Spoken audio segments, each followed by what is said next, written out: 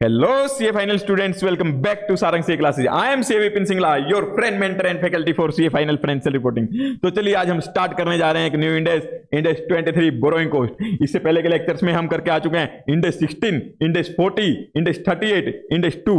जब हमने वो इंडेक्स किए थे तब हमने उसके अंदर कुछ, अगर मेरी बोरोइंग कॉस्टिंग कर हुई थी तो उसको कैपिटलाइज किया था। तब हमने वहां पे डिटेल में डिस्कशन नहीं किया था। हमने सिर्फ ये कहा था कि अगर कोई asset substantial period of time लेती है और क्वालिफाइंग एसेट है तो उस केस में मैं बोरोइंग कॉस्ट को उसमें ऐड कर देता था कॉस्ट में। जब इनिशियली रिकॉग्नाइज कर रहा था मैं उस, चाहे पीपी थी, मेरी कैपिटल इंटेंजिबल एसेट थी, इन्वेंट्री थी, इन्वेस्टमेंट प्रॉपर्टी थी, कुछ भी था, अगर मेरा सब्सटेंशियल पीरियड ऑफ टाइम ले रही थी तो मैं उसमें इनिशियल रिकॉग्निशन के टाइम पे ऐड कर रहा था कुछ बोरोइंग कॉस्ट को। तो हमने वहां पे सिर्फ टच करके चले थे, ज्यादा डिटेल में डिस्कशन नहीं किया था। डिटेल में डिस्कशन करने का टाइम आज आया है तो आज हम उसी को डिटेल में डिस्कस करेंगे। तो आइए इंडेक्स 23 बोरोइंग कॉस्ट को स्टार्ट करते हैं। सबसे पहले आप चैनल को सब्सक्राइब कर लो अगर अभी तक आपने चैनल सब्सक्राइब नहीं किया है तो, और बेल आइकन को प्रेस कर दो, क्योंकि हम सीए फाइनल फाइनेंशियल रिपोर्टिंग का कंप्लीट बैच फ्रीली यूट्यूब पे अवेलेबल करवाने जा रहे हैं। तो आइए स्टार्ट करते हैं इंडेक्स 23 बोरोइंग कॉस्ट। हमने जब पीपी एक्वायर की थी या कंस्ट्रक्ट की थी या फिर इन्वेंट्री जब मैं प्रोड्यूस कर रहा था, इन्वेंट्री बना रहा था, या फिर मैंने सॉफ्टवेयर डेवलप किया था कोई, या इन्वेस्टमेंट प्रॉपर्टी वगैरह मैंने प्रिपेयर की थी, तो उस केस में मेरे को कुछ पैसा चाहिए होता है। जब पैसा चाहिए होता है मेरे को, तो वो पैसा आता कहां से है? मैं चाहे तो किसी से लोन लेके वो कंस्ट्रक्ट कर सकता हूं, उसके लिए मेरे को फंड्स की रिक्वायरमेंट होती है, लोन ले सकता हूं कहीं से, किसी अनसिक्योर्ड क्रेडिटर से पैसा ले सकता हूं, या फिर मैं बैंक से लोन ले सकता हूं कुछ, या फिर मैं डिबेंचर इशू करके पैसा ले सकता हूं, या फिर मैं प्रेफरेंस इशू करके पैसा ले सकता हूं, या फिर मैं इक्विटी इशू करके पैसा ले सकता हूं। जब मैं कुछ एसेट प्रिपेयर करनी होती है तो उसके लिए मेरे को फंड्स की रिक्वायरमेंट होती है। तो ऐसे मल्टीपल सोर्सेज हैं। जब मल्टीपल सोर्सेज हैं तो क्या सभी से जो मेरे को उनको कुछ रिटर्न में देना पड़ेगा? किसी को मैं डिविडेंड दूंगा रिटर्न में, किसी को मैं इंटरेस्ट दूंगा, किसी को मैं डिस्काउंट वगैरह पे इशू करूंगा, किसी को मैं रिडीम करूंगा तब ज्यादा पैसा दे दूंगा। तो अलग अलग वे में हम उनको कुछ रिटर्न देते हैं, तभी पैसा मेरे बिजनेस में वो लगाने वाले हैं। अगर मैं उनको जितने पैसा आए उतने ही दूंगा तो कोई भी पैसा नहीं देगा। मेरे को कुछ उनको रिवॉर्ड देना होगा, कुछ रिटर्न देना होगा। इंटरेस्ट के फॉर्म में हो सकता है, डिविडेंड के फॉर्म में हो सकता है, वो मेरा डिस्काउंट की फॉर्म में हो सकता है, कुछ मेरा और कॉस्ट भी हो सकती है। जैसे मेरे को पैसा लेना है तो उसके लिए मेरे को अंडर राइटिंग कमीशन वगैरह भी देना हो सकता है, ब्रोकरेज देनी पड़ सकती है, कुछ भी मेरे को उसको अरेंज करने के लिए भी कुछ पैसा देना होता है। जब मेरे को अरेंज करने के लिए पैसा देना पड़ता है उसको, तो उसको भी मैं, अगर वो फंड से रेज करने से डायरेक्टली रिलेटेड होता है तो उस सबका क्या ट्रीटमेंट होगा वो हम इंडेक्स 23 में देखेंगे कि कौन सी कॉस्ट को हम जब उसमें इंडेक्स 16, 40, 38, 2 में देख रहे थे, उसमें ऐड कर रहे थे, तो बोरोइंग कॉस्ट का कौन सा पार्ट बनेगा और कौन सा नहीं बनेगा, जो सा ऐड होने वाला उसमें एसेट की कॉस्ट में। तो आइए हम डिटेल में देखते हैं। सबसे पहले मैंने आपको बोला कि इतने इतने सोर्सेज से ले सकते हैं पैसा, तो हम सबसे पहले ये देखना होगा कि बोरोइंग कॉस्ट में उनमें से कौन सी कॉस्ट आती है। जैसे कि इंटरेस्ट दे रहा हूं, इंटरेस्ट आएगा। डिविडेंड अगर मैं इक्विटी शेयर को दे रहा हूं तो वो ऐड नहीं होगा। क्यों? क्योंकि वो मेरे ओनर होते हैं, मैंने किसी से बाहर से पैसा नहीं लिया। वो मतलब कि मेरी बोरोइंग कॉस्ट नहीं है, बोरो नहीं किया मैंने अमाउंट, वो तो उनका खुद का बिजनेस है, खुद के बिजनेस में धंधे में लगाए पैसा, मेरे को क्या मतलब। तो उसको बोरोइंग कॉस्ट में ऐड नहीं करते हैं। अगर उनका खुद का धंधा है, मतलब कि शेयर होल्डर्स क्या होते हैं? ओनर्स होते हैं। प्रेफरेंस, उसको भी मैं डिविडेंड देता हूं, बट प्रेफरेंस के केस में एक एक्सेप्शन है आपका, वो अगर मैं उसको फाइनेंशियल लाइबिलिटी, जब हम इंडेक्स 109 करेंगे तब हम देखेंगे कि कुछ फाइनेंशियल लाइबिलिटी मानते हैं कुछ केसेस में। जिस केस में फाइनेंशियल लाइबिलिटी मानते हैं उसको इसको हम यहाँ पे ऐड करेंगे। तो किस केस में मानते हैं हम फाइनेंशियल लाइबिलिटी, हम जब देखेंगे तब हम बात करेंगे। रिडीमेबल जो प्रेफरेंस शेयर्स होते हैं उसको हम फाइनेंशियल लाइबिलिटी ट्रीट करते हैं इंडेक्स 109 में। डिटेल में डिस्कशन वही होगा, यहाँ पे सिर्फ टच करके चलाऊं, जैसे हम बोरोइंग कॉस्ट को पहले वाले इंडेक्स में टच करके आए थे सिर्फ। तो आइए हम देखते हैं। इसमें सबसे पहले इंटरेस्ट किसके ऊपर? मैं बैंक से लोन लिया तो उसको इंटरेस्ट देना होगा, तो मेरी वो बोरोइंग कॉस्ट है। वो इसीलिए लगा मेरा कि मैंने पैसा बोरो किया उससे, इसीलिए मेरे को उसको पैसा देना पड़ेगा। और जब मैंने किसी और क्रेडिटर से पैसा लिया उसको देना पड़ेगा कुछ इंटरेस्ट, तो वो ऐड होगा। कुछ मैंने डिबेंचर्स इशू किए थे उसको भी मैंने पैसा देना होगा, तो वो भी मेरा बोरोइंग कॉस्ट, मतलब कि इंटरेस्ट हो गया। और अदर कॉस्ट जैसे कि मेरे को कुछ साथ में और एक्सपेंसेस करने होते हैं। साथ में कैसे एक्सपेंसेस करने होते हैं? जैसे कि मेरे को कुछ ब्रोकरेज कमीशन देना होता है, उस पैसे को रेज करने के लिए मेरे को कोई देने को रेडी नहीं था पैसा, बट मेरे को चाहिए था पैसा, तो मेरे को पैसा चाहिए था, तो मैंने क्या कहा, एक ब्रोकर को बीच में हायर कर लिया, किसी अंडरराइटर को इंक्लूड कर लिया, तो मेरे को पैसा मिल पाया, अदरवाइज मेरे को पैसा नहीं मिलता। तो मतलब कि वो भी मेरे को सिर्फ इसलिए पैसा देना पड़ा, अंडरराइटिंग कमीशन या ब्रोकरेज वगैरह इसलिए देनी पड़ी, या फिर कुछ लीगल पैसा भी मेरे को देना पड़ता है, अगर मान लो डिबेंचर्स वगैरह इशू करना, कुछ लीगल फॉर्मेलिटीज के कुछ भी, तो अगर मेरा डायरेक्टली बोरोइंग कॉस्ट से रिलेटेड होता है तो वो मैं ऐड करता हूं, तो मेरे सारे बोरोइंग कॉस्ट हो जाते हैं। अब कैपिटलाइज कौन सा होगा कौन सा नहीं, वो हम बातें करेंगे आगे आने वाले जैसे जैसे लेक्चर से हमारा कंटिन्यू होता जाएगा। तो इसमें सबसे पहले इंटरेस्ट मैंने बता दिया कि हमने कुछ बाहर से बोरो किया, उस पर पैसा दे रहे हैं, कुछ रिटर्न वो वाला इसमें ऐड होगा। अदर कॉस्ट कुछ मेरा उससे रिलेटेड डायरेक्टली कुछ अदर कॉस्ट लगते हैं, जैसे अंडरराइटिंग कमीशन लगा, अंडरराइटिंग कमीशन लगा, ब्रोकरेज पे करनी पड़ी मेरे को, कुछ मेरी लीगल फीस वगैरह लगी, तो वो सब मेरे को इसमें ऐड कर देंगे। तो that an entity incurs in connection with the borrowing of funds, इसलिए इंकर हुई है सिर्फ बोरोइंग करने की वजह से फंड्स। इक्विटी वाला हम ऐड नहीं करेंगे, प्रेफरेंस वाला ऐड नहीं करेंगे, बट उसमें एक्सेप्शन है कि अगर मेरा फाइनेंशियल लायबिलिटी माना जाता है उसको, तो उसको ऐड कर देंगे।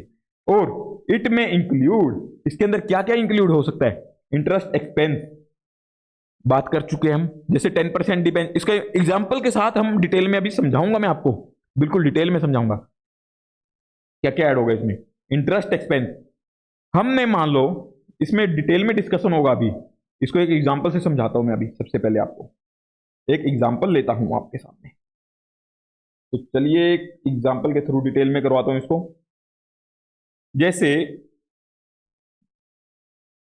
मैंने क्या किया, एक 10% डिबेंचर्स इशू किए, मैंने एक पीपी लेनी थी, उसके लिए मैंने 10% डिबेंचर्स इशू किए। कितना पैसा मिला उसको इशू करने से, मेरे को 10% डिबेंचर इशू किए, मेरे को रुपए मिले उससे 1 लाख, 1 लाख रुपया मेरे को इशू करने से मिल गया। मतलब कि मैंने कितने इशू किए, कुछ भी 100 रुपीज के 1000 लगा लो या 10,000 लगा लो, 10 रुपीज की कुछ भी लगा लो, मैंने इसलिए ज्यादा झंझट नहीं किया। मेरे को जो कंसेप्ट आपको क्लियर करना है उसके लिए मेरे को रिक्वायरमेंट भी नहीं है, मेरे को ये पता है कि इतना पैसा लिया और इतने % डिबेंचर्स पे, ठीक है। उसके बाद मैंने डिस्काउंट दिया, कोई मेरा डिबेंचर वैसे तो परचेज कर नहीं रहा था, परचेज कर ही नहीं रहा था मेरा डिबेंचर, कि मान लो मैंने 100 रुपए में इशू किया, 100 में कोई लेने को रेडी नहीं था, सबको ये था कि हम किसी और में लगा लेंगे, देश भर में इतने इन्वेस्टमेंट अपॉर्चुनिटीज हैं, कहीं और लगाएंगे, आपको में क्यों लगाएं, ऐसा क्या बेनिफिट है, 10% तो मेरे को, और जहां पे मेरा रिस्क भी कम है वहां लगाऊंगा मैं, इसलिए कोई ले नहीं रहा था। तो मैंने क्या किया, डिस्काउंट पे इशू कर दिया उसको, डिस्काउंट पे इशू किया मैंने, कितने डिस्काउंट पे, एट 5% डिस्काउंट, डिस्काउंट दिया एट 5% ऑन इशू, मैंने इशू करते हुए उसको डिस्काउंट पे इशू किया। तो मतलब कि उसके बाद जब मैंने, तब भी मेरे पास नहीं आए, वो कहते हैं कि हम रेडी, पैसा जब मिलेगा तब तो मेरे को पूरा जितना 1 लाख मैंने इन्वेस्ट किया उतना ही मिलेगा। मैंने कहा नहीं, आपको उसमें भी हम ज्यादा दे देंगे। कितना, मैंने 5 ईयर्स के लिए चाहिए था, 5 ईयर्स के बाद मैंने कहा कि जब आपको रिडीम करूंगा तो 5% एक्स्ट्रा दे दूंगा, मतलब कि 1,05,000 दे दूंगा मैं आपको रिटर्न में। तो उसी का देखते हैं हम, redemption after 5 year at 5% premium. अब आप ये मेरे को ये क्लियर करो कि जो हम यहां पे ऐड करके चले हैं 10%, मतलब जो 10% डिबेंचर इशू किए, तो 10 लाख, मतलब 1 लाख के ऊपर मेरा कितना इंटरेस्ट हो गया, आपको देखने में लगेगा कि 10% है तो 10,000 हो गई ईयरली। तो हम 10,000 कैपिटलाइज कर दें या कुछ और, बोलो। जो हम ये इशू करके चले हैं इतना तो हम उसको पे करेंगे, जिससे डिबेंचर लिया उसको पे करेंगे, बट ऐड 10,000 नहीं होगा मेरा, मतलब कि ऐड मेरा 10,000 नहीं होने वाला, इसको कट कर लो। आप ये एग्जांपल अपनी नोट जो प्रिपेयर कर रहे हो साथ में लेक्चर के साथ में, उसमें नोट कर लो, आपको रिवीजन के टाइम पे बहुत इजी रहेगा। तो मतलब कि हम ये वाला तो ऐड नहीं करेंगे, तो किस अमाउंट पे ऐड करेंगे, अगर आप ध्यान से देखो, इसमें 10% के अकॉर्डिंग मैं करता जाऊंगा अगर, तो मेरा कौन सा ऐड हो रहा है, तब मेरा सिर्फ ये वाला पोर्शन तो ऐड हो पा रहा है। बट मेरे को 1 लाख थोड़े मिले आज यूज करने के लिए, मेरे को तो ये कम मिले पैसा। आज कितना पैसा मिला मेरे को यूज करने के लिए? नेट, मैं ब्लू कलर से कर लेता हूं, नेट अमाउंट रिसीव्ड कितना? 1 लाख। आज 1 लाख मिलना था, बट मेरे को मिला कितना? -5% करके, तो कितना? 95,000 मिला मेरे को। तो मैं अगर कैलकुलेशन करूंगा तो 95,000 के अकॉर्डिंग करूंगा, तभी तो मेरा, मैं जो रेट करूंगा मेरे को तो सारा ऐड करना ना। अब ये जो मेरा 5,000 कम मिला यहां पे, इसको भी तो बाइफरकेट करूंगा मैं 5 ईयर्स में, कैसे करूंगा उसको? और जो मैं रिफंड कर रहा हूं, रिफंड करते हुए भी तो मैं इसको 5% एक्स्ट्रा दे रहा हूं, मतलब कि 1,05,000 दे रहा हूं। 5,000 वहां ज्यादा दे रहा हूं, 5,000 यहां कम दिए मैंने। मतलब मेरे पास 95,000 आए, उसके चक्कर में मैं उसको 1,05,000 दे रहा हूं, मतलब कि 10,000 का फर्क हो गया ना। मैं 10% वाला तो चलो, मैं अगर 10,000 से ऐड करता तो सारा इंपैक्ट आ जाता मेरा, उसमें कॉस्ट में ऐड हो जाता। पीपी की में, पीपी की कॉस्ट में हमने ऐड किया था, तो 10, मतलब कि 10, अगर 10,000 करता ये वाला ऐड हो जाता। तो कोई ये वाला कहां ऐड करूंगा मैं? फिर मेरे को ये भी तो देखना है कि पीपी कितने टाइम के लिए मेरी वो सब्सटेंशियल पेड थी। इंटरेस्ट तो क्या पता मैं कितने टाइम के लिए ले रहा हूं। इसमें आप देखोगे कि एक हमने लोन लिया है, जो लोन लिया है वो क्या पता मेरे 4-5 एसेट के लिए लिया हो मैंने। एक एसेट पे रिकॉग्नाइज तो करना है आपको, कैसे करोगे उसको? इंटरेस्ट वाला कर दिया चलो आपने, बट ये वाला डिस्काउंट कैसे रिकॉग्नाइज करोगे कि इस एसेट पे इस पोर्शन का अमाउंट मेरा ऐड होना चाहिए? तो उसके लिए हमने एक इंडेक्स 23 बोलता है कि आप आईआरआर के बेसिस पे करोगे, मतलब इफेक्टिव इंटरेस्ट रेट के बेसिस पे आप उसको एलोकेट करोगे। तो आपका उसमें क्या होगा, जो ये डिस्काउंट वाला पोर्शन है, जो आप एक्स्ट्रा 5,000 रिफंड कर रहे हो, रिडीम कर रहे हो, उसका भी इसमें पोर्शन आ जाएगा, मतलब कि इसके अंदर कवर हो जाएगा अगर आप ईआईआर के बेसिस पे करोगे। तो ये देखते हैं ईआईआर कैसे निकलता। अगर मेरा कुछ पैसा कम आया है और जितना मैं उसको इंटरेस्ट दे रहा हूं उससे ज्यादा ही आएगा मेरा ईआईआर, अगर मैं डिस्काउंट पे, मतलब पैसा कम लिया और इंटरेस्ट दे रहा हूं ज्यादा के बेसिस पे, और पैसा लिया था मैंने कम, अमाउंट चाहिए उतना ही दे रहा हूं या उससे ज्यादा दे रहा हूं, अगर मैं डिस्काउंट पे ना होता, डिस्काउंट ना दिया होता, आगे रिडीम किया होता सिर्फ, तब भी मेरा ईआईआर लगाता।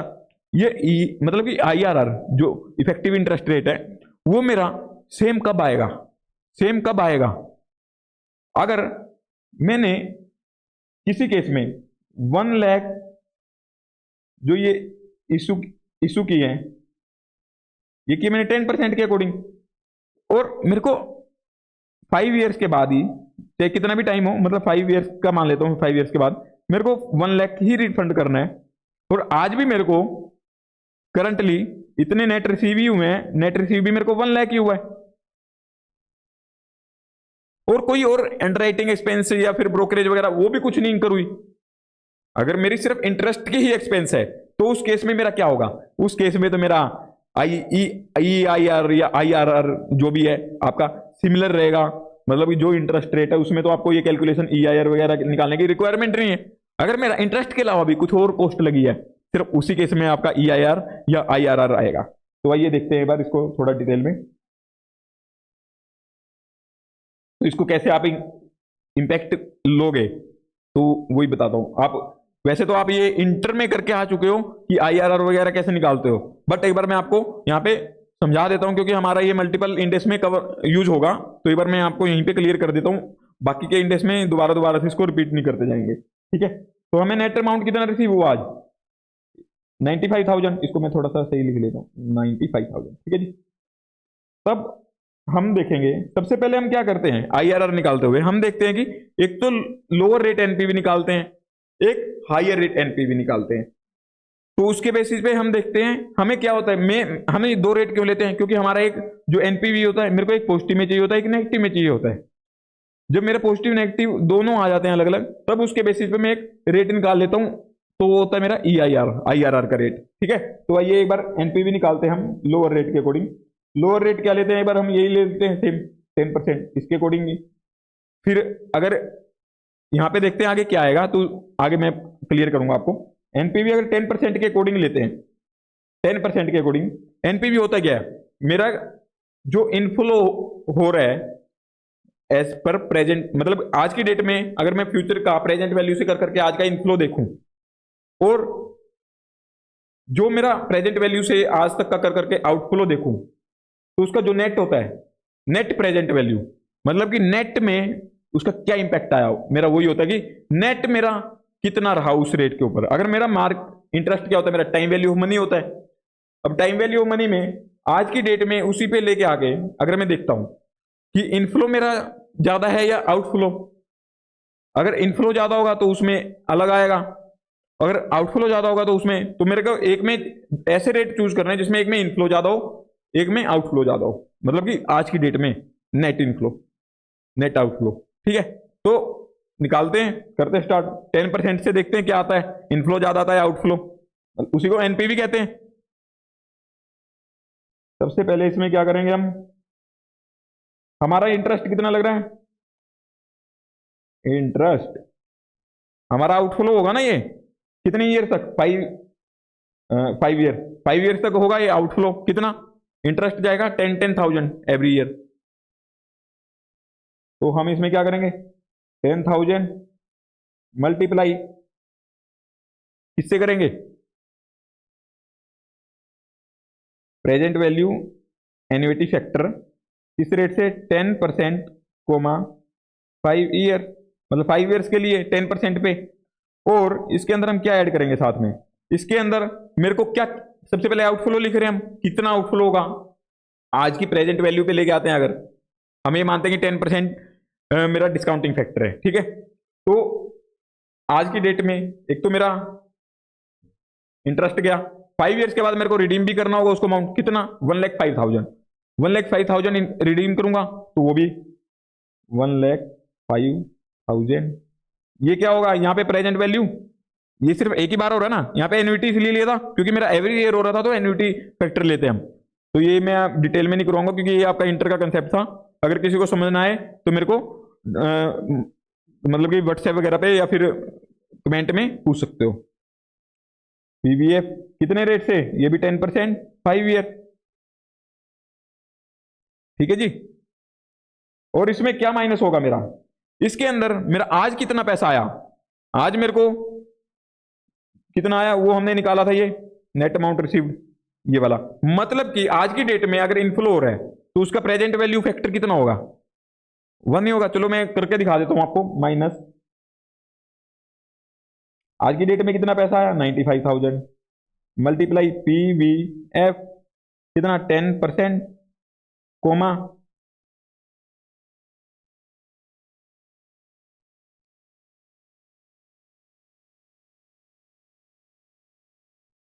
ये कौन सी डेट का, जीरो पीरियड है, करंट डेट क्या होती है, जीरो पीरियड, तो ये क्या होगा, जीरो पीरियड, 0 ईयर।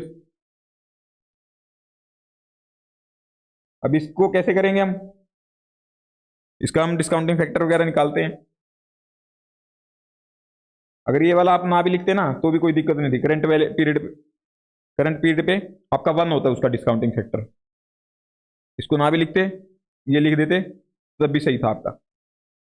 तो आइए हम इसका सबसे पहले पीवीएफ वगैरह निकालते हैं, कैसे होगा, 10,000 multiply present value annuity factor निकालो। मैं एक काम करता हूँ ना, इस इसका एक काम करता हूँ, ये निकाल एक बार लिख लिया। अब यहाँ पे सबसे पहले मेरा ये वाला पीवीएफ निकलेगा, 1 बाय, कैसे निकालते हैं, 1/1.1, 1 2 3 4 5, 5 ईयर्स का आ गया कितना, 0.621। इसका अगर मैं जीटी कर देता हूँ तो कितना आया, 3.791। ठीक है जी, अब ये आ गया मेरा, इसमें से क्या करूंगा माइनस, अगर इसका हम देखें, इसका तो 1 ही होता है मेरा जीरो पीरियड पे, अगर एन्युटी फैक्ट मतलब पीवीएफ जी 1 ही होगा इसका जीरो पीरियड पे, मतलब कि इसमें टाइम वैल्यू मनी ऐड नहीं है ना, तो 1 ही हो गया। इसको मैं डिटेल में खींचूंगा नहीं, अब आप कहोगे सर ये तो क्या छोटी छोटी बातें बता रहे हो। ठीक है, तो इसके बाद हमारा क्या आएगा, 3,791,0 प्लस 6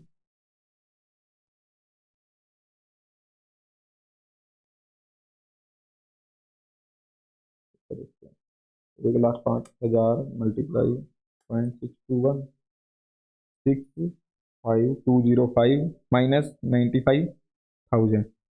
तो इसका एक बार कैलकुलेशन बनाते हैं। 35,200 910 प्लस 5 माइनस ये आ गया 8115। ऐसे ही अब ये मेरा आ गया पॉजिटिव में। अब मेरे को क्या चाहिए, मेरे को चाहिए नेगेटिव में। नेगेटिव में कब आएगा, जब मेरा नेगेटिव में कब, जब मैं मेरा नेगेटिव में कब आएगा, मेरे को पॉजिटिव में आ गया, मतलब कि मेरे को कम चाहिए एनपीवी। तो उस केस में क्या करना होगा मेरे को, उस केस में मेरे को कब मिलेगा, जब मैं इसके जो 10% से कम लूंगा, ये 10% से ज्यादा लूंगा।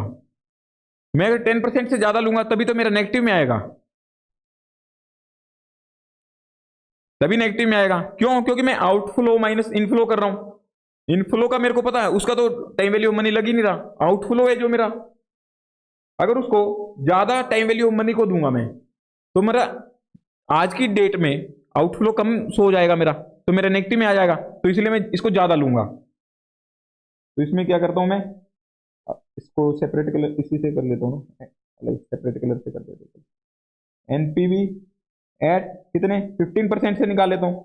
इसकी जगह आप कोई और रेट भी ले सकते थे, मैंने 15% ले लिया क्योंकि हम नॉर्मली यही करते हैं, 10% 15% तो मिल जाता है। अगर इस पर नेगेटिव नहीं आएगा तो आपको फिर उससे देखना पड़ेगा कि नेगेटिव नहीं आता तो इससे थोड़ा और ज्यादा करके लेना होगा आपको। ठीक है, तो इसमें सबसे पहले हमारा कितना पैसा गया, 10,000 ही जा रहा है। इसका annuity factor 10% comma 5 year plus 1,05,000 multiply PVF, ये 10% कर गया ना, ये 15% आएगा यहाँ पे। 15% कोमा 5 ईयर माइनस यहाँ पे डायरेक्ट 95,000 ही कर देता हूँ मैं, इसमें पीवीएफ वगैरह नहीं दिखा रहा आपको करके। आई होप आपको दिख रहा होगा ये। Is it visible? ठीक है, तो इसका मैं प्रेजेंट वैल्यू फैक्टर निकालते हैं, मल्टीप्लाई दिस प्लस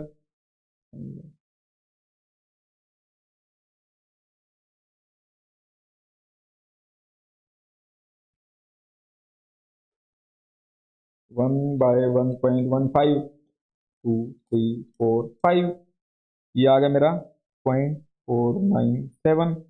अब इसको मैं जीटी कर दूं अगर 3.352, ठीक है जी। इसमें से माइनस हो जाएगा मेरा 95,000, तो कितना आया मेरा 33,520 प्लस 5,000 मल्टीप्लाई 0.7।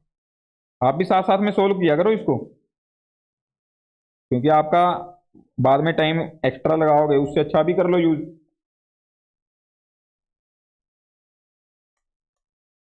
ये आ गया 90 में मेरा 9295। ओके, एक पॉजिटिव में एक नेगेटिव में। तो आईआरआर निकालने का क्या फॉर्मूला होता है मेरा, अगर मैं आईआरआर निकालना है या फिर इफेक्टिव इंटरेस्ट रेट, जो भी है कुछ भी कहो आप, इसको निकालने का सबसे पहले आपको करना होगा एन, मतलब कि लोअर रेट। लोअर रेट कितना है, मैं यहाँ पे लिख नहीं रहा। लोअर रेट हमने लिया था 10% प्लस लोअर रेट पे एनपीवी कितना था 10% पे, मतलब कि एनपीवी 8115 था। ये देखो लोअर रेट 8115, तो इसमें क्या करेंगे हम 8115 by lower rate NPV minus higher rate NPV 9295 multiply change in rate कितना 15% और 10%, मतलब 5% का, तो 5%, तो कितना आएगा आपका, करो इसको कैलकुलेट। 8115 बाय 8115 प्लस ये माइनस माइनस प्लस हो जाएगा ना 295 4,410, इसको मेमोरी रिकॉल में डाल दिया। 8115 बाय में मेमोरी रिकॉल दिस आ गया मेरा, मल्टीप्लाई कर दूंगा इसको 5 से प्लस, तो आपका आ गया 12.33। आई होप आपको दिख रहा होगा। ओ आपको मे बी नेगेटिव अपोजिट हो जाते हैं ना, इसके दिखेगा नहीं सही से। 12.331%, ये आपका आ गया रेट। तो आप जब एसेट में ऐड करोगे, मान लो आपने 5 ईयर्स के लिए लिया था ये लोन, बट आपने एसेट में कैसे ऐड करना वो तो आगे देखोगे, बट ये मैंने एक बार इंटरेस्ट निकाल के दिखा दिया कि ऐसे निकलता है। तो जैसे अब ऐड करना है, कितना एक्सपेंडिचर हुआ है, मान लो आपने 1 लाख लिया था, 1 लाख का 1 लाख आपने उसमें एक्सपेंडिचर नहीं किया, आपने सिर्फ उसमें से 50,000 एक्सपेंडिचर किया किस पे, एसेट के ऊपर। अब इसको आप 10% ना करके ना आप क्या करोगे, 12.331% से जितने टाइम पीरियड के लिए उसने यूज किया है, मान लो कि उसने, हमने 5 ईयर्स के लिए लिया था बट उसने 2 ईयर्स के लिए यूज किया है, तो 2 ईयर्स, तो इतने रेट से आप उसकी एसेट में ऐड कर दोगे, मतलब उसकी एसेट उतने अमाउंट से इंक्रीज होके शो होगी बुक्स में। ओके,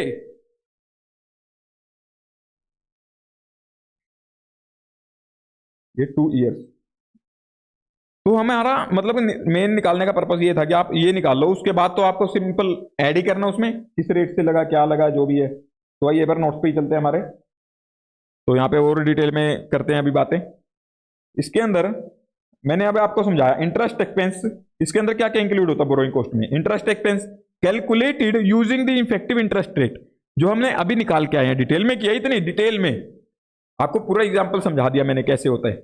और एज पर इफेक्टिव, ये कौन सा था, IRR वाला, वही एज डिस्क्राइब्ड इन, ये आपका वैसे तो डिस्क्राइब है इंडेक्स 109 में, बट मैंने आपको यहाँ पे एक बार समझा दिया है, डिटेल में डिस्कशन इसके ऊपर और भी ज्यादा होगी डिटेल में, वो इंडेक्स 109 में होगी, ठीक है। और इसके बाद interest in respect of lease liability, जैसे लीज लाइबिलिटी होती है, हमें लीज पे करनी होती है, तो ROU वगैरह हम उसके ऊपर आज की डेट में कर लेते हैं, तो उसमें एक इंटरेस्ट का पोर्शन होता है, तो हम उसको यहाँ पे डिस्कस नहीं करेंगे, इसको हम करेंगे इंडेक्स 116 में डिस्कस, जब हम लीज वाला इंडेक्स करेंगे। और इसके बाद हमारा, अभी तक हमने इंटरेस्ट का देख लिया, इंटरेस्ट में चाहे डिस्काउंट वगैरह हो, कुछ रिडम्पशन ज्यादा पे हो रहा हो, कुछ और मेरा ब्रोकरेज कमीशन, अंडरराइटिंग कमीशन कुछ भी लगाओ, मेरा यहाँ पे इंपैक्ट आ जाता है। क्यों, इफेक्टिव इंटरेस्ट रेट से करता हूं इसलिए। और उसके बाद मेरा अगर कुछ एक्सचेंज डिफरेंस, मेरे को ये था कि अगर यहां से इंडिया से लेता हूं मैं पैसा उधार पे, तो मेरे को 10% इंटरेस्ट रेट देना पड़ रहा है। अगर मैं बाहर से लेता हूं तो उस केस में मेरे को 5% इंटरेस्ट रेट पे मिल जा रहा है पैसा। तो मैं यहां से क्यों लूं जब मेरे को पैसा जितना चाहिए उतना मिल रहा है बाहर से, और इंटरेस्ट रेट भी सही है, और अदर कॉस्ट भी मेरी इतनी नहीं लग रही है, तो उस केस में मैंने बाहर से ले लिया। तो अब जो बाहर वाले को इंटरेस्ट पे करूंगा, मान लो 5% के अकॉर्डिंग मैंने पे किया, तो वो 5% तो मेरा ऐड होगा ही होगा, क्योंकि वो तो इंटरेस्ट एक्सपेंस हो गया मेरा, ये वाला इसमें ऐड हो जाएगा।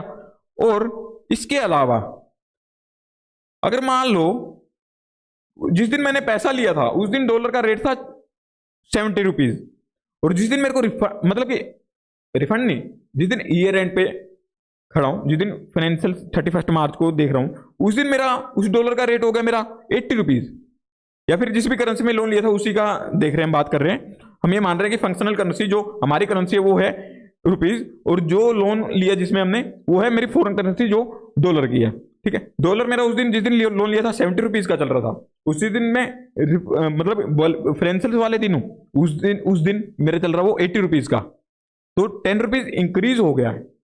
अगर वो इंक्रीज हुआ है तो उसको भी ऐड करने दो ना साहब, मेरा तो पैसा ज्यादा ही जा रहा है ना, मेरे इतना यूज थोड़ा कर पाया हूं, क्योंकि आप ऊपर जब डिस्काउंट वगैरह करके आए थे उसमें तो आपने अलाउड कर दिया था कि अगर आप कुछ डिस्काउंट वगैरह कुछ भी आपके एक्स्ट्रा कॉस्ट भी लग रही है उस फंड से रिलेटेड, फंड्स को अरेंज करने से रिलेटेड, तो उसको भी आप इंपैक्ट दे लो अपने उसमें, और अपनी कॉस्ट में एक हमने वे बता दिया उसके अकॉर्डिंग ऐड कर लो, मतलब इफेक्टिव इंटरेस्ट के रेट के अकॉर्डिंग। तो आप फॉरेन एक्सचेंज में भी तो कुछ दो ना हमें, हमारा तो पैसा इसलिए ज्यादा लग रहा है। अगर मेरे को पहले पता होता कि इतना रेट बढ़ जाएगा डॉलर का, तो मैं अपने इंडियन करेंसी में ही बोरो करता। तो इंडेक्स 23 कहता है ज्यादा टेंशनबाजी नहीं, इसका भी सोल्यूशन करेंगे। तो इसका भी सोल्यूशन है, इसी में मैं आपको थोड़ा आगे जैसे जैसे हमारा लेक्चर चलेगा आपको डिटेल में करवाऊंगा। तो मतलब कि जो 70 से 80 रुपए हो गया उसका भी एक पोर्शन आप ऐड कर दोगे, ओके, किसमें? एसेट की कॉस्ट में, मतलब वो भी बोरोइंग कॉस्ट बन जाएगी आपकी। तो discount on issue debentures, premium on redemption, ये हम कर क्या चुके हैं? क्या जो डिस्काउंट था हमारा 5% वाला, प्रीमियम मिल देते हैं अगर रिडीम करते हैं, प्रीमियम पे रिडीम करते हैं, मतलब ज्यादा पैसा देते हैं जितना हमारा फेस वैल्यू थी उससे। और अंडर राइटिंग कमीशन होता है, जो अंडर राइटिंग कमीशन, मेरे को एग्जांपल दिया था मैंने आपको, स्टैंप ड्यूटी, कुछ लीगल चार्जेस वगैरह लगते हैं मेरे। शेल हैव एडवर्स इफेक्ट होता है इसका, arrangement of borrowing funds due to which effective rate of interest should be higher, ये हायर होगा ना उससे, क्योंकि पैसा कम मिल रहा है और मेरे को देना ज्यादा पड़ रहा है। 10 रुपए एक्स्ट्रा दिए मैंने, जो एवरी टाइम मैं इंटरेस्ट दे रहा था उसका इंपैक्ट तो आ गया था मेरा, बट जो मैं और एक्स्ट्रा दिया उसको इंटरेस्ट के अलावा भी, मैंने 5 रुपए पहले कम लिया था, ये मान लो कि मैंने 100 लिया, 5 रुपए उसको दे दिया उसी दिन, किसी भी तरीके से हाथ पकड़ लो, कान पकड़ लो, ऐसे वैसे, तो मतलब कि मेरे 10 रुपए एक्स्ट्रा गए थे, उसका भी इंपैक्ट लेना था आपको, तो वही देखा कि उसका कैसा इंपैक्ट आया, एडवर्स इफेक्ट आया, मतलब कि आपका लाइबिलिटी ज्यादा बन गई है देने की, तो वो बोरोइंग कॉस्ट का effective interest rate higher show होगा आपका, तो वो मैंने आपको बता दिया था। Cost related to issue of equity shares, जो इक्विटी शेयर्स होते हैं उसकी कॉस्ट नहीं होती, क्योंकि वो उनका खुद का बिजनेस है, खुद का बिजनेस खुद के लिए ही लगा रहे हो, तो उसको ऐड नहीं करोगे। इसको मैं बता देता हूं, ये सिर्फ मैं बोरोइंग कॉस्ट को ऐड, मैं सिर्फ इंटरेस्ट वगैरह को ऐड कर रहा हूं। हमने रिडीमेबल प्रेफरेंस शेयर्स वाला ऐड किया था, अगर रिडीमेबल प्रेफरेंस शेयर्स है उसके ऊपर कुछ इंटरेस्ट मतलब डिविडेंड वगैरह दे रहा हूं, तो उसको ऐड कर देंगे इसमें बोरोइंग कॉस्ट में। इसका रीजन है कि ये मेरा कहने को है शेयर, बट है मेरी ये फाइनेंशियल लायबिलिटी, ये हम डिटेल में देखेंगे हम इंड AS 109 करते हुए। तो अभी आपको समझ आ चुका है कि हमारा जो भी इक्विटी या प्रेफरेंस के अलावा होगा वो उसके लिए कुछ मेरे को पैसा देना होगा, तो इंटरेस्ट वगैरह ही होता मेरा, या कुछ उसको इशू करने की कुछ कॉस्ट होती हैं, कुछ डिस्काउंट रिडेम्पशन वगैरह, तो सारा उसमें ऐड हो जाता है। और उसका इंपैक्ट कैसे आता है? EIR के अकॉर्डिंग आता है, तो उसके अकॉर्डिंग आप निकाल लोगे। आपको ये वे आ गया कि कैसे निकालना है, ठीक है। अब इसके बाद इसमें एक बात और क्लियर कर जाता हूं मैं आपको, ये रह गई थी मेरे से, जब आपका जो ये इंटरेस्ट रेट आया, जो भी ये इंटरेस्ट रेट आया है 12%, ये आपका कौन से अमाउंट पे लगता है? 1 लाख के ऊपर लगेगा, अगर मान लो सारा यूज कर दिया है, यहां पे तो मैंने 50,000 का एग्जांपल लिया था तो वो केस स्किप हो गया, अगर मान लो उसने सारा ही उसमें यूज कर लिया, तो आप 1 लाख के ऊपर 12.331 लगाओगे, या फिर जितना आपको पैसा मिला था उसके ऊपर लगाओगे? जितना आपको मिला था मतलब कि नेट प्रोसीड्स। अगर आपने इसमें से, साथ में एक और चीज ऐड कर देता हूं, इतना तो चलो आपको ये मिल गया था, अगर साथ में इसमें आपने कुछ अंडरराइटिंग कमीशन वगैरह भी दिया है, मतलब कि 5% और, तो उसके बाद जो बचता है आपकी बुक्स में जो लाइबिलिटी शो होगी, मतलब कि जो लाइबिलिटी शो होगी, तो 95,000 या फिर उसके बाद जो कुछ डिडक्ट होके उसके ऊपर लगेगा ये वाला परसेंट। ओके, ये क्लियर करना रहेगा था मेरा कि मैंने आपको कर दिया है। इसके बाद cost related to issue of equity, अगर इशू करते हैं इक्विटी को, उससे रिलेटेड कुछ कॉस्ट लगती है, अंडर राइटिंग या फिर ब्रोकरेज वगैरह, उसको ऐड करेंगे? नहीं नहीं नहीं नहीं नहीं, बिल्कुल नहीं। IRR, ये lower rate 10%, lower rate NPV निकला था, तो ये वाला किया था हमने, फिर उसके बाद डिफरेंस इन रेट्स वाला मल्टीप्लाई, ये फॉर्मूला दे रखा है। तो इसका हम एक एग्जांपल करके आते हैं, ICAI स्टडी मॉड्यूल के एग्जांपल नंबर 1 पे चलिए सभी। अभी काफी स्टूडेंट्स मेरे से डाउट पूछते हैं कि सर आप कौन से मटेरियल को यूज कर रहे हो? जो ये नोट्स हैं, जो नोट्स ये आप देख रहे थे अभी, जो नोट्स देख रहे हो, ये वाले वो नोट्स हैं जो मैंने खुद प्रिपेयर किए हैं, और जो हम दूसरा क्वेश्चंस वगैरह करते हैं वो हम ICAI इंस्टीट्यूट का जो स्टडी मटेरियल है उसको यूज करते हैं। ओके, अगर अभी भी आपको कुछ डाउट हो तो आप मेरे को व्हाट्सएप करके पूछ सकते हो या फिर कमेंट करके पूछ सकते हो। Example 1, okay, dividend paid on equity shares, cost of issuance of equity shares, cost of preference shares capital not classified as liability. इन्होंने साफ क्लियर कर दिया कि डिविडेंड पे करते हैं किस पे, इक्विटी शेयर्स पे, या फिर कॉस्ट लगी है कुछ इक्विटी शेयर्स को इशू करने की, कुछ मतलब कमीशन वगैरह देना पड़ा, जो भी कॉस्ट लगी है प्रेफरेंस कैपिटल पे, प्रेफरेंस शेयर इशू करने पे, या उसका डिविडेंड वगैरह जो भी है, उसको नॉट क्लासिफाई एज लाइबिलिटी। अगर ये प्रेफरेंस शेयर का आपका लाइबिलिटी ट्रीट होता है, इसको हम देखेंगे इंडेक्स 109 इंडेक्स 32 में कि कौन सी होती है फाइनेंशियल लाइबिलिटी जो प्रेफरेंस शेयर्स वहां पे जाते हैं, जो वहां पे फाइनेंशियल लाइबिलिटी माना जाएगा, फाइनेंशियल लाइबिलिटी माना जाएगा, उसको तो क्या करते हैं, उसको तो हम यहां पे ही ट्रीट कर लेते हैं, मतलब उसको कैपिटलाइज कर देंगे अगर फाइनेंशियल लाइबिलिटी माना जाता है। अगर फाइनेंशियल लाइबिलिटी नहीं माना जाता तो not be included as borrowing cost within the purview of this standard. Okay, इसके अंदर अच्छा ये तो हो गया हमारा कंप्लीट, यही था छोटू सा।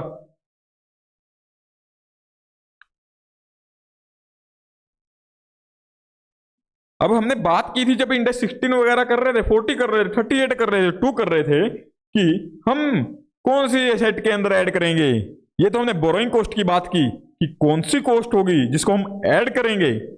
उसमें हमने देखा कौन सी कॉस्ट, मेरा इंटरेस्ट वगैरह कुछ लगता है, उससे रिलेटेड अदर कुछ कॉस्ट होती है, उसको इफेक्टिव इंटरेस्ट रेट से, और एक मेरा फाइनेंशियल लाइबिलिटी, मतलब लीज वगैरह के केस में हम देखते हैं लीज लाइबिलिटी में कुछ इंटरेस्ट लगता है, तो वो हम अभी यहाँ पे डील नहीं करेंगे। इंडेक्स 116 के अंदर हम जब करेंगे तो वहां पे डिटेल में डिस्कशन करेंगे इसका। और एक्सचेंज डिफरेंस होता है तो इसको इसी इंडेक्स में थोड़ा आगे जाके डिस्कस करेंगे। तो हमारे इंटरेस्ट और अदर कॉस्ट और एक्सचेंज डिफरेंस, तो उसको ऐड करेंगे।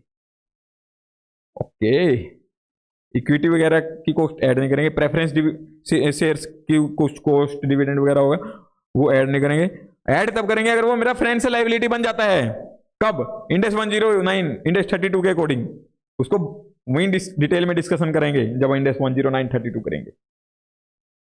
स्टार्टिंग के इंडेक्स में आपको ये काफी देखने को मिलेगा कि हम इसको अभी तो टच करके चलेंगे, बाद में डिटेल में होगा डिस्कशन। जब बाद में करेंगे तो सारा आपके भ्रम जो फैले होंगे वो दूर हो जाएंगे। सब्सटेंशियल पीरियड ऑफ टाइम कौन सा होता है, किस पीरियड को कहते हैं हम, सब्सटेंशियल पीरियड। बार बार सर आप बोलते थे कि ये एसेट अगर सब्सटेंशियल पीरियड ऑफ टाइम ले रही है तभी मेरी क्वालिफाइंग एसेट है, और क्वालिफाइंग है तो उसके अंदर तभी कैपिटलाइज हो पाएगा। अगर वो क्वालिफाइंग नहीं है, मतलब सब्सटेंशियल पीरियड ऑफ टाइम नहीं ले रही, तो इसमें अपना बोरोइंग कॉस्ट के पोर्शन को कैपिटलाइज नहीं करूंगा, मतलब कि ऐड नहीं करूंगा उसमें। तो ऐसी कौन सा वो सब्सटेंशियल पीरियड ऑफ टाइम है जिसके बारे में हम बार बार सुन चुके हैं, तो वो इसकी कुछ बताता नहीं है इंडेक्स 23 कि क्या होता है ये। सर ये क्या बात हुई, ये जजमेंट बेस पे आपको करना पड़ेगा। Substantial period of time is based on judgement of circumstances, ये आपकी जजमेंट है। आपको सब्सटेंशियल पीरियड ऑफ टाइम लगता है तो इसमें बोरोइंग कॉस्ट को ऐड कर दो, नहीं लगता तो मत करो, एक्सपेंस कर दो इसको, अगर कुछ बोरोइंग कॉस्टिंग करो रही है तो। जनरली हम किस पीरियड को सब्सटेंशियल मानते हैं, कोई इंडेक्स 23 ने नहीं बताया, जजमेंट बोल दिया, बट हम किसको मानते हैं, हम नॉर्मली 12 मंथ या उससे ज्यादा के पीरियड को सब्सटेंशियल पीरियड ऑफ टाइम मानते हैं। बट अगर आपको लगता है कि मेरी वो एसेट अगर 7 मंथ्स भी ले रही है कंप्लीट होने में, बनाने में, तो उसको भी मैं सब्सटेंशियल पीरियड ही मानूंगा, तो आप उसको कैपिटलाइज कर लो उसमें, नो इश्यू। और मतलब वो shorter periods can qualify if the nature of asset and activity is warranted.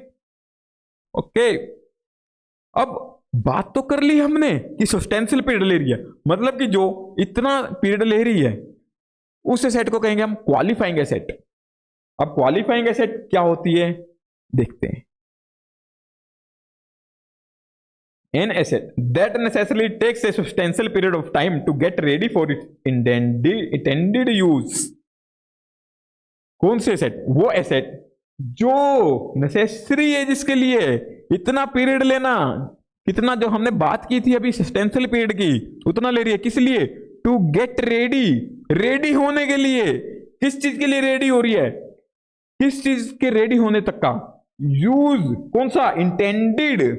उसका एसेट के चाहे मेरे 10 वेज में यूज होते हो, बट जो मेरा इंटेंडेड यूज है, जब तक वो उस कंडीशन तक नहीं पहुंचती है तब तक मैं उसको क्वालिफाइंग एसेट मानता रहूंगा। जिस दिन वो उस कंडीशन में पहुंच गई कि मैं जिस कंडीशन में मैंने सोचा था कि इसको यूज करूंगा, जैसी कंडीशन में मैंने सोचा था कि इसमें यूज करूंगा, उसके बाद वो क्वालिफाइंग एसेट नहीं रहती। उसके बाद उसकी जो कॉस्ट इंकर होगी, अगर कुछ इंटरेस्ट वगैरह लगेगा तो उसमें ऐड नहीं करूंगा मैं, चाहे मैंने लोन रिफंड किया हो ना किया हो, मेरी इंटरेस्ट कॉस्ट इंकर हो रही हो ना हो रही हो। क्वालिफाइंग एसेट सब्सटेंशियल पीरियड, जब तक मेरी क्वालिफाइंग एसेट है तब तक का ही उसमें बोरोइंग कॉस्ट ऐड करूंगा, मतलब कैपिटलाइज करूंगा। उसके बाद नहीं, वो एक्सपेंस आउट हो जाएगी P&L में। ओके, यही इंटेंडेड यूज, जैसा मैंने चाहा है, चाहा था। कौन सी एसेट होती है? टेंजिबल फिक्स्ड एसेट, जो हमने इंडेक्स 16 में देखी थी। Intangible index 38, investment property index 40, और सेल करने के लिए ऑर्डिनरी कोर्स ऑफ बिजनेस वगैरह के लिए तो इन्वेंट्री हो जाता है मेरा इंडेक्स 2। अगर इनमें से मेरी कोई भी एसेट है, इसके बारे में हम डिटेल में पहले ही बातें करके आ चुके हैं कि ये होती क्या है।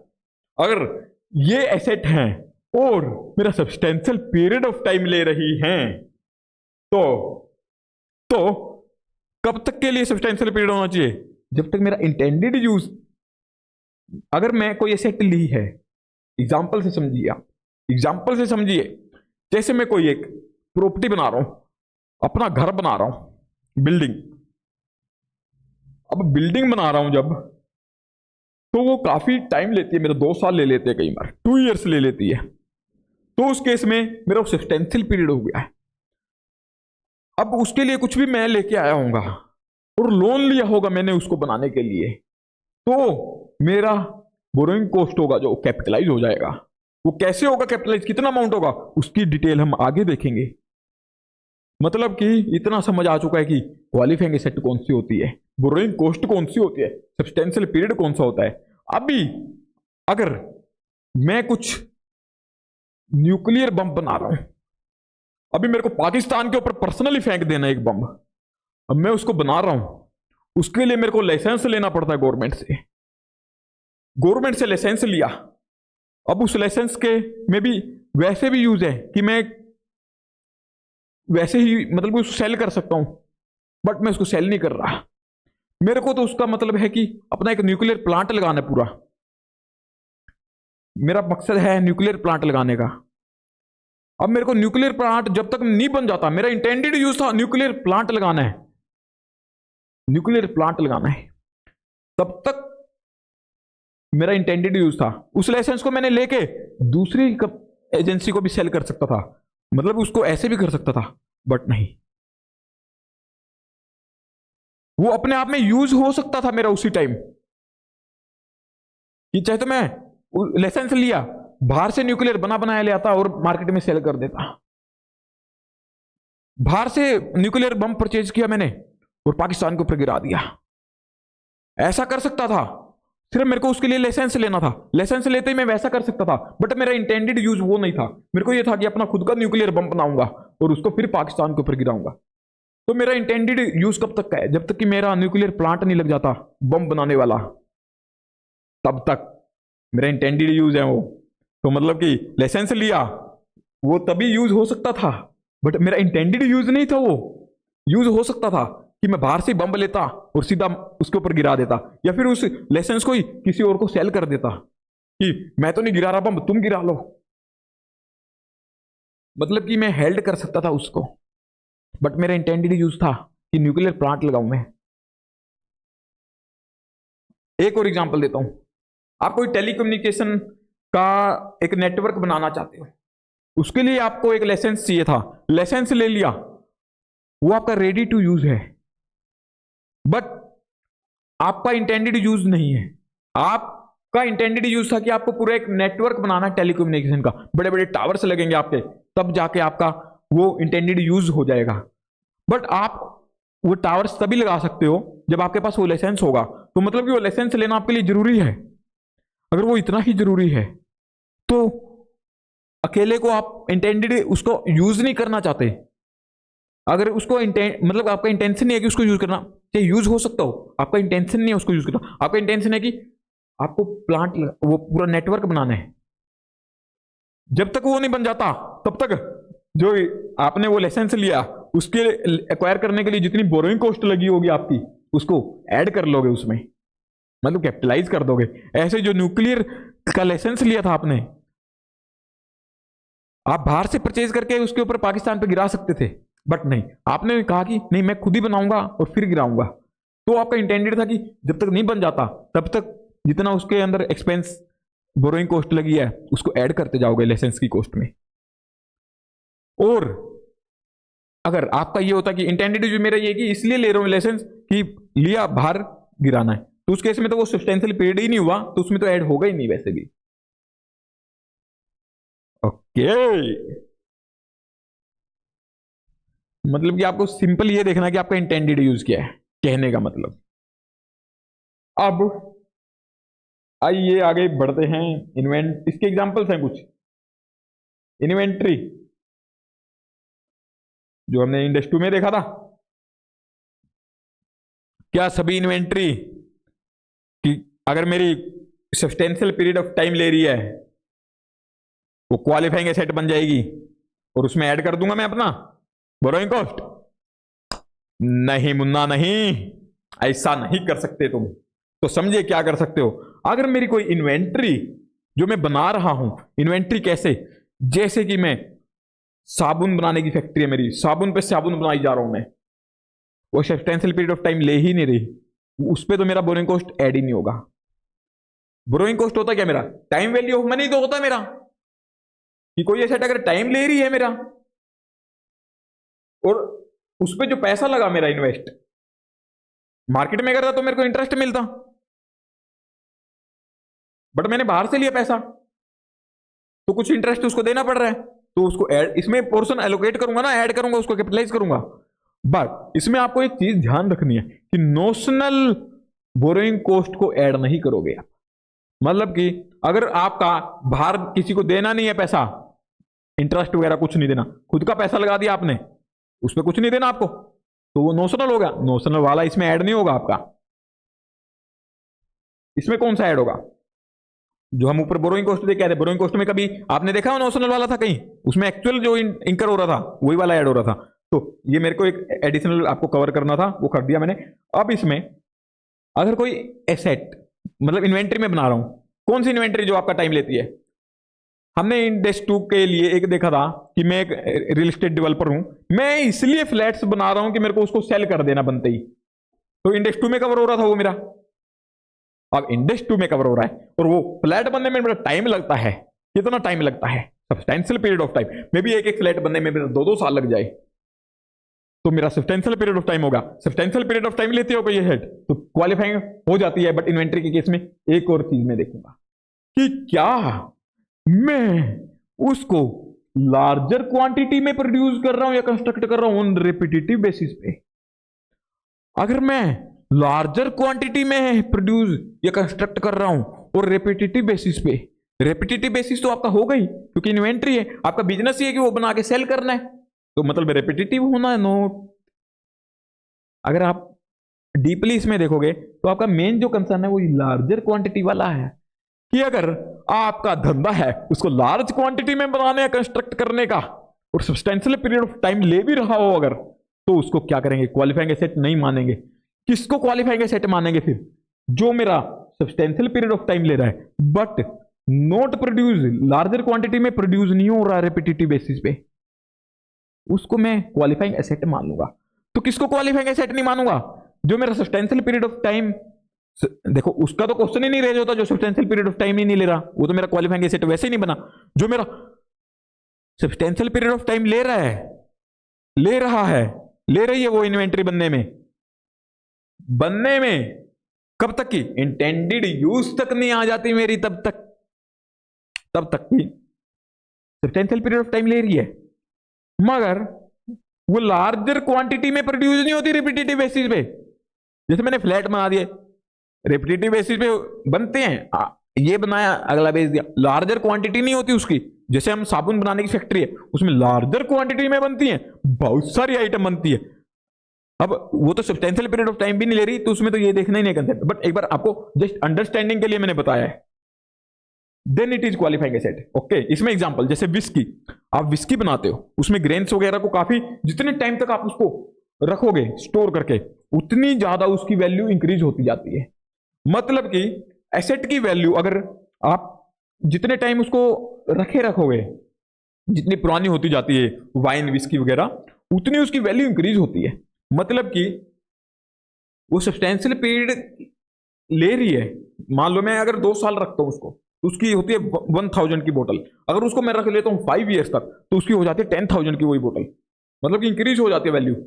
मतलब कि 2 ईयर्स रखा तो 1000 की, और जैसे मैंने उसको इंक्रीज कर दिया फिर 10,000 की होगी उसकी कीमत। मतलब कि टाइम के साथ उसकी वैल्यू इंक्रीज हो रही है अगर, तो मतलब कि वो अभी मेरा सब्सटेंशियल पीरियड ले ही रही है, तो उसमें क्या करूंगा, ऐड करता जाऊंगा बोरोइंग कॉस्ट को। अब इसमें ना कई बार डिफिकल्ट हो जाता है हमारे लिए क्या करना, आइडेंटिफाई करना कि वो मेरी बन चुकी है या अभी नहीं बनी है।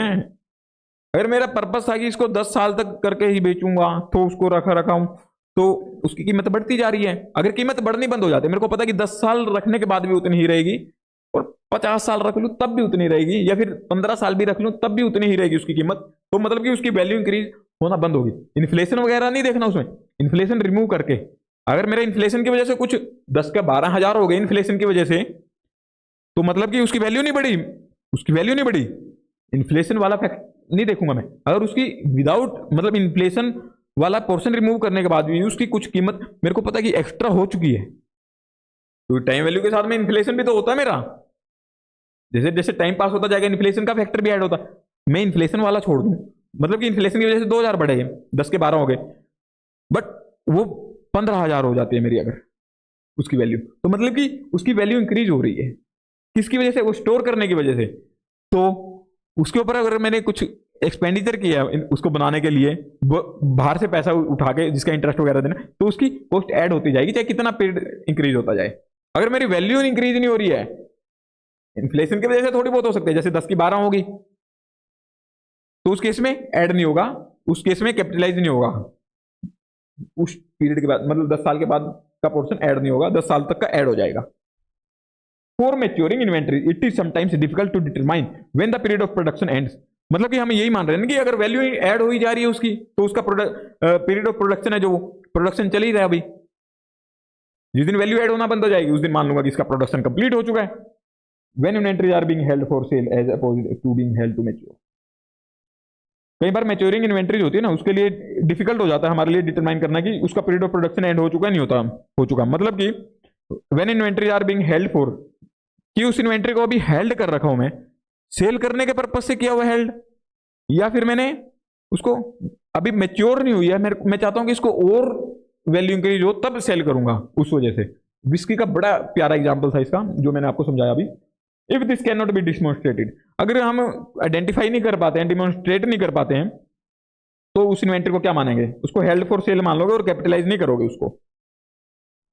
क्वेश्चन में आपको अगर दिया हो कि इतना पीरियड, कोई क्वेश्चन में आपको दिया होगा, अगर नहीं दिया है और आपको कंफ्यूजन हो रही है, तो आप ये कंप्लीट लिख के आओगे कि आपका कौन सी क्वालिफाइंग एसेट क्या होती है, उसको कब मानते हो अगर इन्वेंट्री वगैरह के केस में, तो कंप्लीट लिख के आ जाओगे और एक ये 2 क्लास आंसर देना होगा आपको, ठीक है।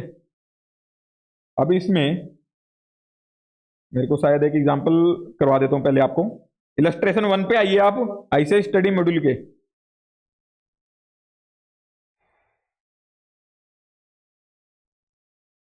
ये छोटा सा इलस्ट्रेशन है, इसके बड़े छोटे छोटे से हैं इलस्ट्रेशन एग्जांपल्स। एक कंपनी है जो डील करती है प्रोडक्शन ऑफ डेयरी प्रोडक्ट्स में। It prepares and sells various milk product, वो वेरियस मिल्क प्रोडक्ट्स को बनाती है और सेल करती है। लाइक घी बनाती है, बटर बनाती है, चीज बनाती है। The company borrowed funds from bank for manufacturing operation.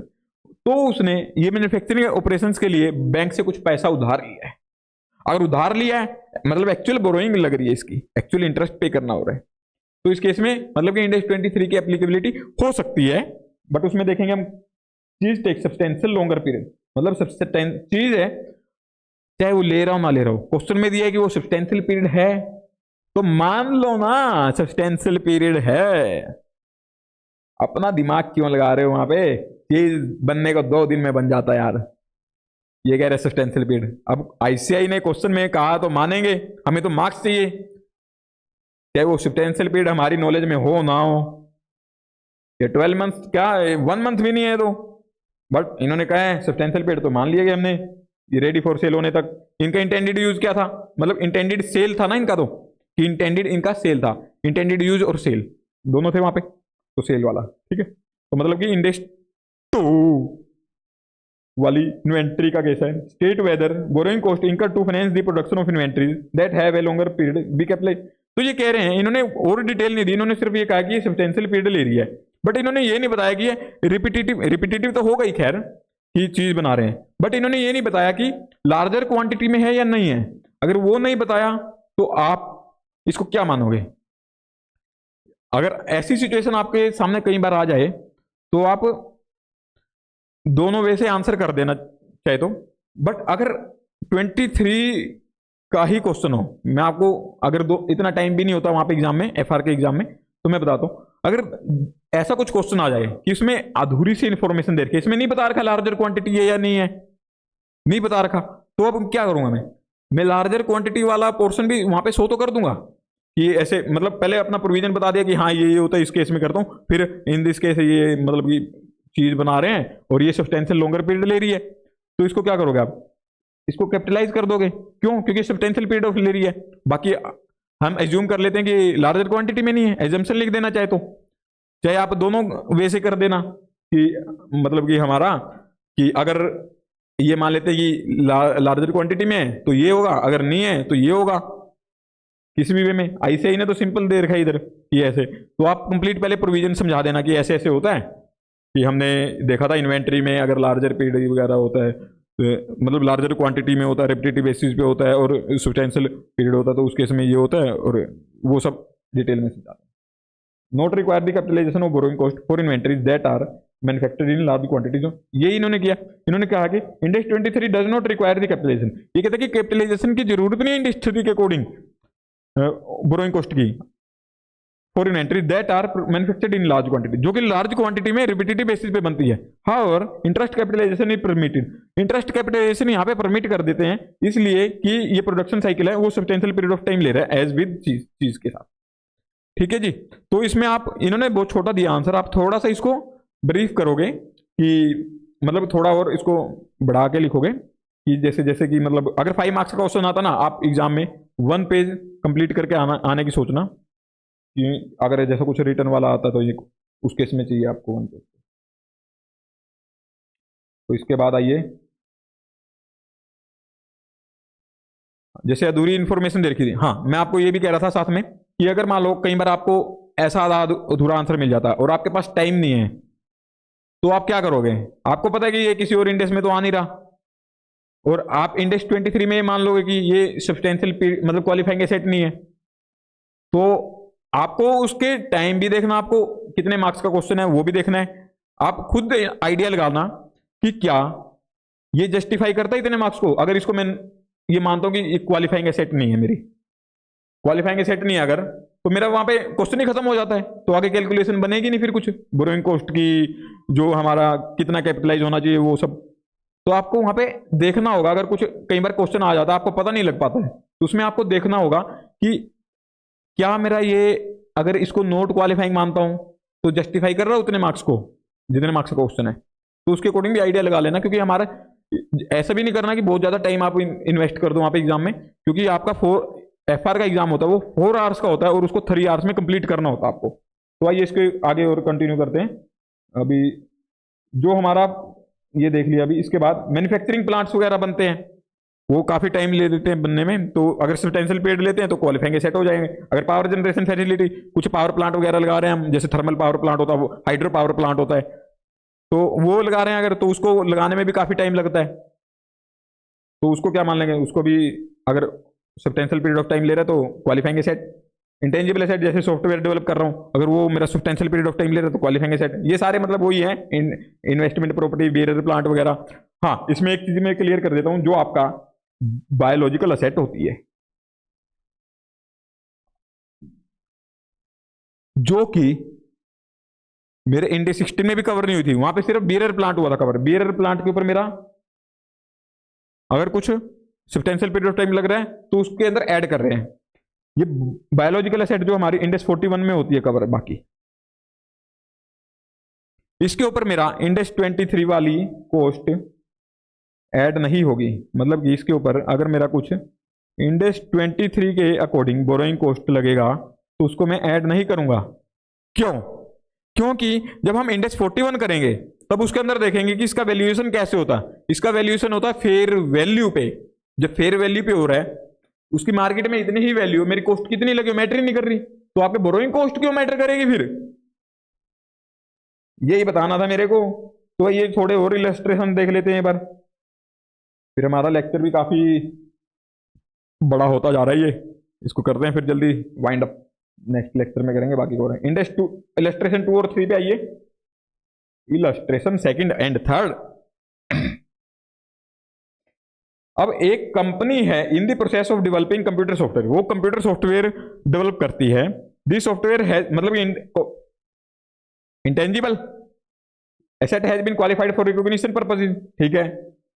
The development of computer software will take, ये सब्सटेंशियल पीरियड ऑफ टाइम ले रहा है, मतलब कि इंडेक्स 23 के कुछ चांसेस हैं यहाँ पे लगने के।